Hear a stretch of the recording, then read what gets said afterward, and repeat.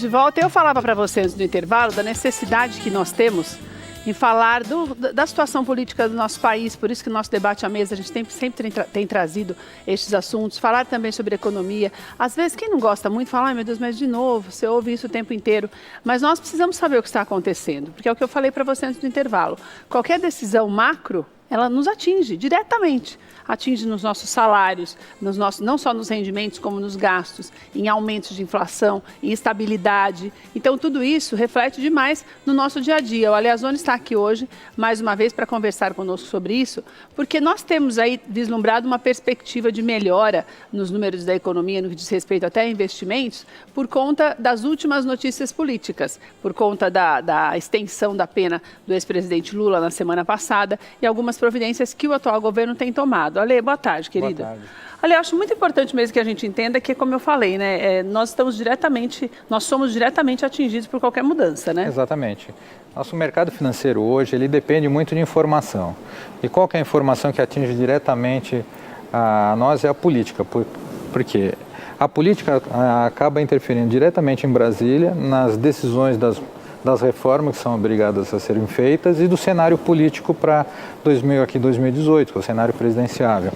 Quanto mais o ex-presidente Lula se afasta do cenário, mais os investidores sentem confiança no Brasil. Você diz investidores externos ou o próprio investidor brasileiro mesmo? O grande investidor hoje é o investidor estrangeiro, que tem que está com a sua posição consolidada no Brasil. Apesar de nós termos sido rebaixados pela Standard & Poor's com índice de mal pagadores, mas ainda nós somos um país com grande chance de investimento. Então, esses investidores, o que determina para ele justamente é o futuro. Qual seria o futuro? O pacote econômico que está sendo aplicado por Michel Temer é um pacote tradicional.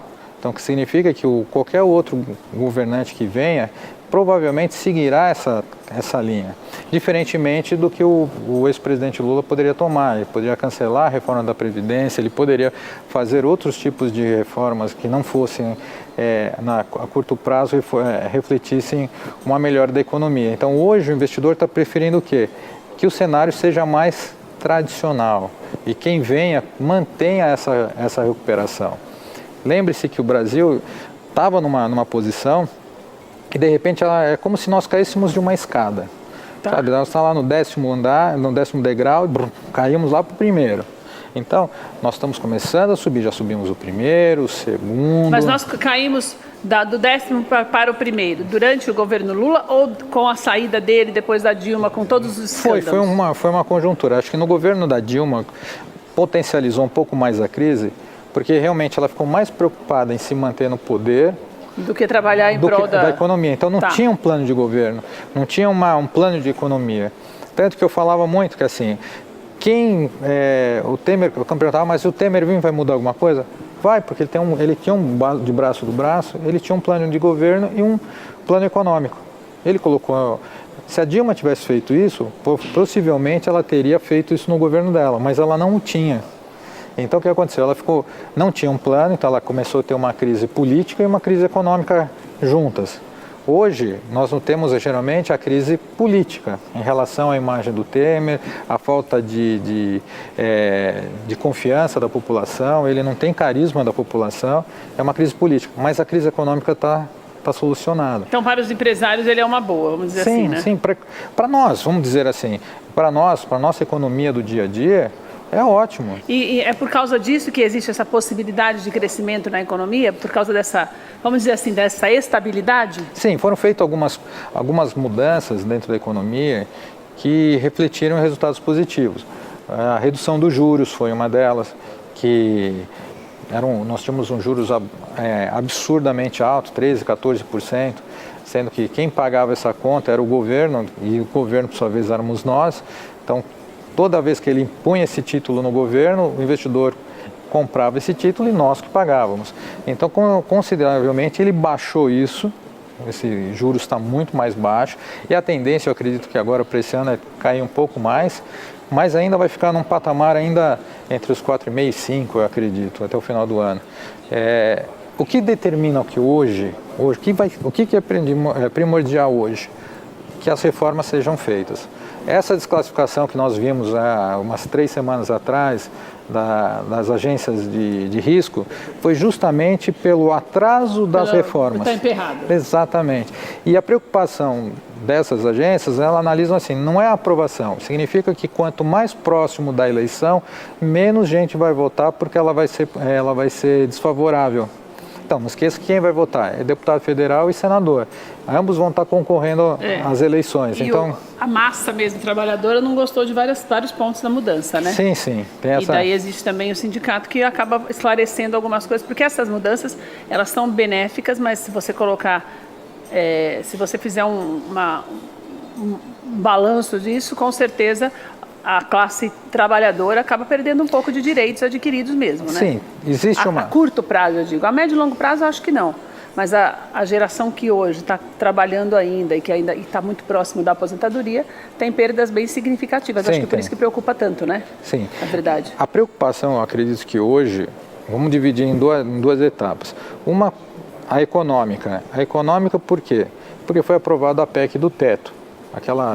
No final de 2016, o governo aprovou aquela limitação de gastos do governo por 20 anos.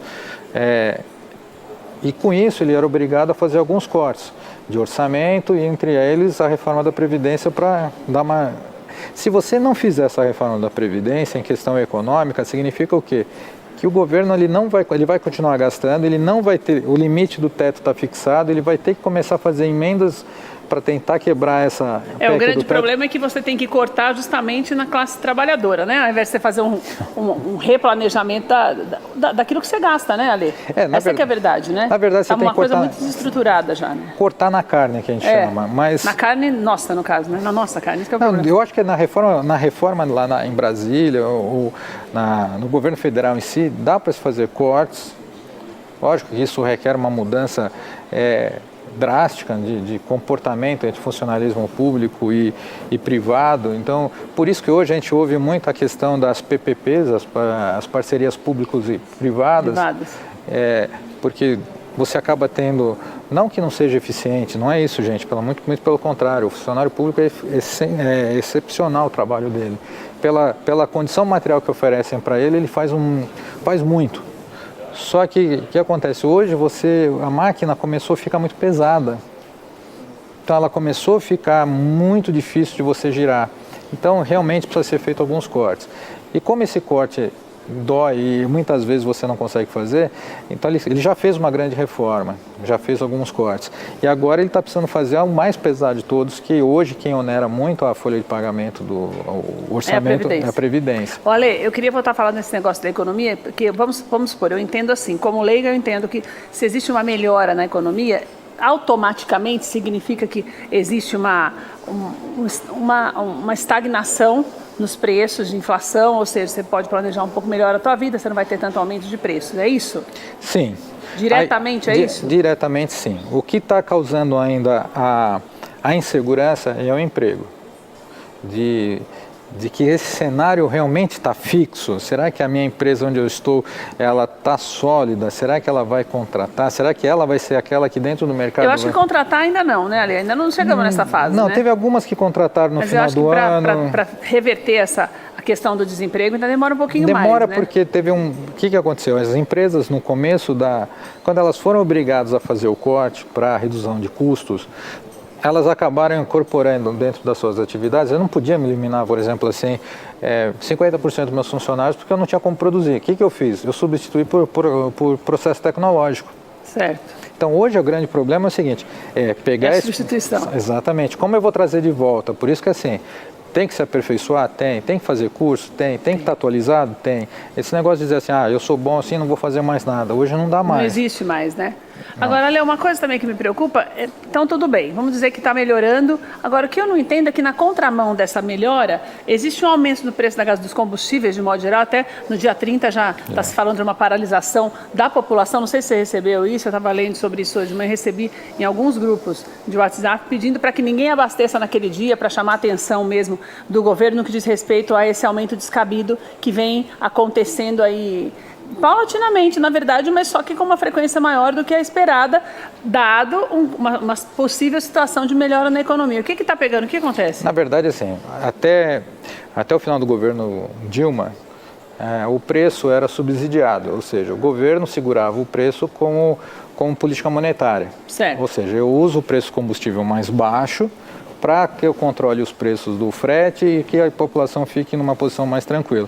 Só que estava errado isso? Estava, porque o que aconteceu? O preço de mercado, quem pagava o custo era o déficit na Petrobras. Hoje, quando eles assumiram, quando começou a Lava Jato e a nova gestão da Petrobras, o que eles fizeram? Preço de mercado. Sobe o barril lá fora, sobe o preço aqui também. Cai o preço lá fora, cai aqui também. Mas aqui nunca cai, né, Ale? Não, mas é que está subindo realmente. Então, Mas quando cai também não chega no consumidor. Você já falou sobre isso? Não chega. Que eram centavos que não dava nem para fazer a conta. Aqui depois, não teve uma queda ainda boa. Esse negócio de queda a gente nunca vê. Não teve uma queda assim significativa. Mas a ideia da Petrobras hoje é assim, eu não vou mais arcar com os custos do aumento do petróleo internacionalmente, então eu repasso. Então por isso que tem esses aumentos constantes. Mas concordo, quando cai os aumentos é muito difícil. E nós falamos aqui por São Paulo que nós somos privilegiados, que os nossos preços aqui ainda são mais baratos do que em outras regiões. Tem lugar que é absurdo, já né? está mais de R$5, aqui a gente não tem esse preço ainda. Então isso aí não tem perspectiva de melhora, né? E eu acredito que ainda isso vai depender um pouco do cenário externo. O que ajuda, por exemplo, assim, na conta, assim, na contramão é o dólar ficando mais barato, né? Quer dizer, assim, ficando o real se valorizando, o dólar caindo, significa que quando você faz a conversão, dá uma baixadinha no preço da gasolina. Falando em dólar, então, dá essa baixadinha que não chega, mas aí pelo menos estabiliza. Seria isso, né? Você fecha a conta, em vez da Petrobras passar um aumento real que teve lá fora, vamos dizer assim, de chutar assim, um exemplo, teve um aumento de 5%, ela não vai repassar 5%, mas ela repassa 2%, porque com a amortização do câmbio, ela acaba arrematando. Agora, falando você falou agora de dólar, de variação, teve uma queda bem legal na semana passada, até 2 dias depois do julgamento do presidente Lula. Foi, mas 2 dias antes ele subiu. Então, na verdade, deu no mesmo. Então, o que aconteceu? Se bem que eu achei que estava bem baixo, porque a última que eu vi, não sei, hoje eu não vi ainda, mas na sexta-feira eu vi a 3,165, se não me engano. Está nesse preço ainda? Isso. O que aconteceu?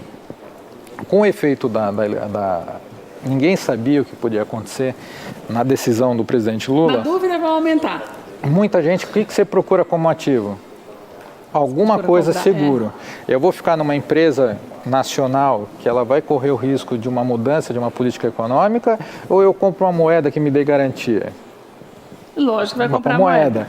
Quando saiu o cenário de que foi um resultado 3-0, foi unânime, praticamente a economia explodiu, todo mundo que tinha comprado dólar começou a desfazer para fazer a aplicação em bolsa. Certo. Então, foi uma corrida assim de segurança. Então, na verdade, não é que houve uma baixa, houve uma estabilização daquele preço que seria o preço correto antes. Exatamente. Apesar que nós estamos vendo que o câmbio, o governo tem segurado bastante a R$3, ele tem mantido muito, se você vê as posições de Banco Central, ele tem mantido o dólar a R$3, entre 3 e 3,20, 3,25.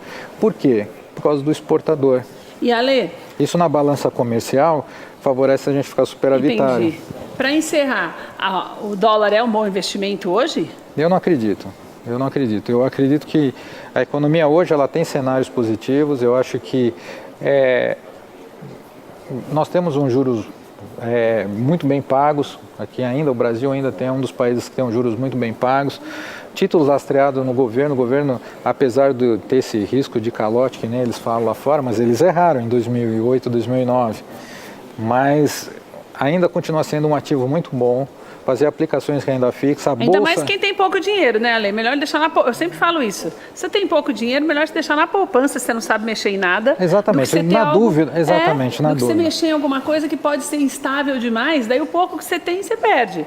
Por isso que sempre se prezou a poupança, né? Porque nós temos uma classe muito grande que poupa só um pouquinho mesmo. A poupança, ela tem seus viés, assim, você fala assim, mas ela paga pouco. Mas você pensa que a poupança, numa taxa de juros do jeito que está, ela não tem taxa de administração, ela não tem imposto de renda, Então, se você aplicar num fundo DI, ele tem uma taxa de administração. Você vai pagar. E tem 20% de imposto de renda sobre o rendimento, que se você colocar vai estar quase próximo à poupança. Então fica na poupança que te dá mais. Não vai mexer nas coisas, já tem pouco, né, Ale? Exatamente. Se você quiser fazer alguma coisinha mais agressiva, põe uma partezinha pequena, 20% do seu capital, num fundo com renda variável que aplica em bolsa, bem ou mal, a bolsa já subiu 6%. Perder um pouco, perde um pouquinho, né, perde só um pouquinho, mas esses fundos sempre buscam manter uma parte do CDI, ganha um pouquinho de bolsa, então vale a pena dar uma pimentadinha, mas não com tudo, tá, gente? Pelo amor de Deus. Ale, obrigada. Uma alegria receber o Ale Azzoni aqui de mais uma vez.